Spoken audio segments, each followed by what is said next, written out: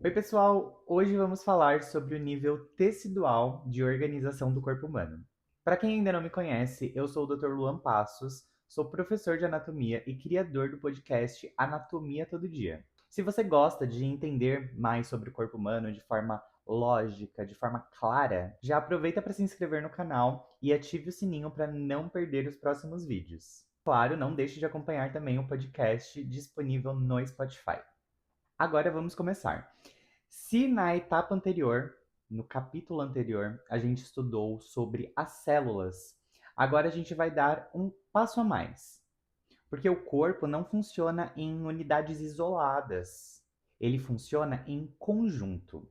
Um tecido nada mais é do que um conjunto de células semelhantes que trabalham juntas para cumprir alguma função específica. Mas essa definição simples esconde uma ideia poderosa: a organização. Células se especializam, células se comunicam, células se conectam.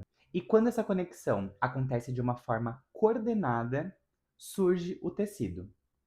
Quando os tecidos se organizam, por sua vez, surgem os órgãos. E quando os órgãos se integram, surgem os sistemas. Tudo começa aqui. Existem 4 tipos fundamentais de tecidos no corpo humano: tecido epitelial, tecido conjuntivo, tecido muscular e tecido nervoso. Cada um deles tem a sua própria arquitetura e cada um tem a sua lógica funcional. O tecido epitelial é o tecido da superfície. Ele reveste, ele protege, ele absorve, ele secreta, ele realiza trocas. As células do tecido epitelial, elas ficam muito próximas umas das outras, quase sem espaço. Então, nesse caso, existe pouca matriz extracelular. O tecido epitelial ele não possui vasos sanguíneos e ele se renova com muita rapidez. Essa organização compacta exige conexões fortes, e é aqui que entram as junções celulares. As células elas não encostam apenas uma nas outras. Elas se prendem por algumas estruturas especializadas. Algumas vedam o espaço entre as células, e aí nós temos algumas barreiras seletivas. Já outras vão garantir uma resistência mecânica, e com isso vai impedir que o tecido se rompa com facilidade. Outras ainda permitem uma comunicação direta, como se fossem pequenas pontes microscópicas onde vão passar sinais químicos e sinais elétricos.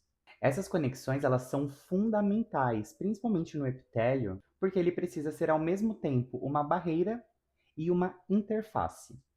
Mas e o tecido conjuntivo? Qual a grande diferença do tecido epitelial para o tecido conjuntivo? Quando a gente vai fazer essa comparação, a gente percebe um contraste muito interessante. O conjuntivo, ele não é compacto, ele é expansivo. Diferente do epitélio, ele possui muita matriz extracelular, fibras que conferem resistência e elasticidade para o tecido conjuntivo, e as células são mais espaçadas. Enquanto o epitélio delimita regiões, o conjuntivo vai sustentar. É ele que preenche espaços, que conecta estruturas, que protege órgãos, que transporta substâncias.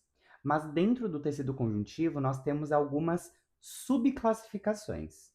Temos o conjuntivo frouxo, que vai preencher e envolver as regiões. Temos o tecido conjuntivo denso, que é um que resiste à tração. Temos o tecido conjuntivo elástico, que permite que haja uma distensão e um retorno para sua forma original. Temos o reticular, que forma redes de sustentação no nosso corpo.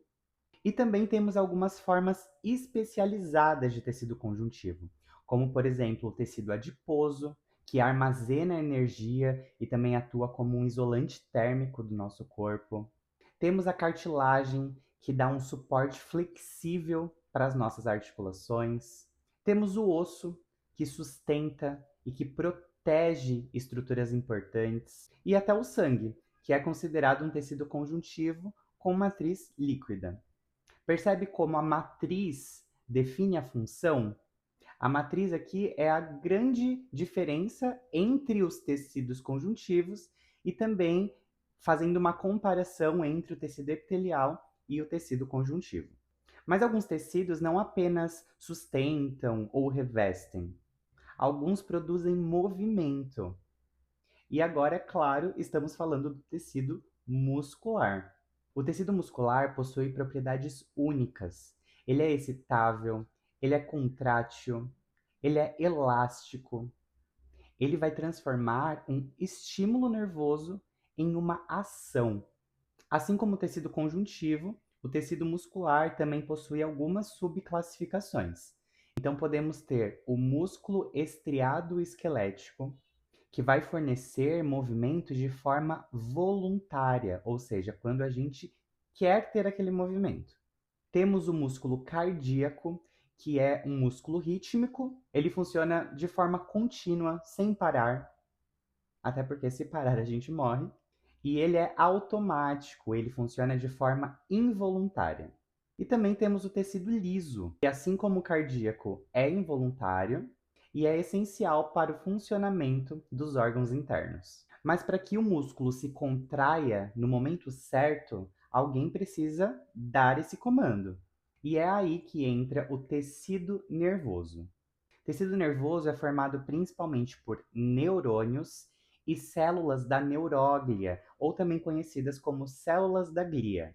É ele que vai integrar informações, processar estímulos e enviar respostas. A característica principal do tecido nervoso é a excitabilidade. Existe um potencial elétrico na membrana das células excitáveis. Quando esse potencial se altera, aí vai surgir o impulso nervoso. Esse impulso nervoso vai poder gerar uma contração muscular, uma secreção de uma glândula ou diversas outras respostas fisiológicas. O corpo, então, a partir daqui, passa a ser visto como uma rede de comunicação. Os tecidos, eles se renovam, se adaptam, respondem a lesões. Quando ocorre o dano tecidual, nós podemos ter a regeneração, que é quando o tecido original é restaurado, e podemos ter a cicatrização, que é a formação de um tecido fibroso no lugar do tecido original.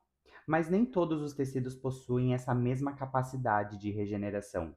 O epitélio, como já falamos, ele se regenera muito rapidamente, como a nossa pele, por exemplo. A gente tem uma descamação, mesmo que imperceptível aos nossos olhos, mas ela ocorre dia após dia. Já o nosso músculo cardíaco, ele tem uma regeneração extremamente limitada. O tecido nervoso também possui limitações muito importantes nesse processo de regeneração. E essa diferença influencia muito no prognóstico de diversas doenças. Ao longo do tempo, os tecidos também sofrem com alterações naturais. Com o processo de envelhecimento, os nossos tecidos eles tendem a ter menos elasticidade, eles diminuem a capacidade regenerativa. E também temos mudanças muito importantes, mudanças estruturais nas nossas células e também na matriz extracelular. Envelhecer aqui não é apenas contar os anos, é observar as transformações teciduais que impactam diretamente na função. Quando a gente entende o nível tecidual, assim como já entendemos o nível químico de organização, o nível celular de organização, começamos a entender melhor sobre a inflamação, sobre regeneração, cicatrização, até sobre o câncer. A histologia aqui ela deixa de ser microscópica e ela se torna fisiológica. O nível tecidual é o elo entre a célula e os órgãos. E dominar essa parte vai mudar completamente a sua forma de entender sobre o corpo humano. Se esse conteúdo te ajudou de alguma forma, deixe seu like, não deixe de se inscrever no canal e ative o sininho para não perder os próximos vídeos. Também não deixe de acompanhar o podcast Anatomia Todo Dia, disponível no Spotify, onde aprofundamos sobre cada tema descrito nesses vídeos. Agora que você entende o tecido, você vai passar a ver os órgãos, que é a nossa próxima etapa, com outros olhos. Te vejo no próximo vídeo.